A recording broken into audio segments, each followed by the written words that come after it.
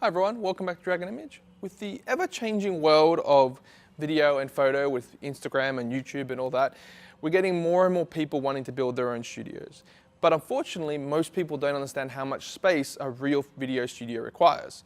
That's why we've kind of come up with more turnkey solutions like this track system here. This track system here allows us to mount multiple lights to a single track, and they just kind of click into place just like that. And these tracks provide the power. If we can turn that on for me. So basically, this one piece here is powering all these lights. The great thing about this is having multiple little lights means that I can illuminate things a little bit more specifically. So for instance, if I've got this background here, and obviously having these lights so close, I can't get an even kind of amount of light all the way down. But if I add multiple lights and have some pointing more towards the bottom and some at the top at a lower dim, I can have a nice even illumination without the need to get all the way back here to get that same even spread.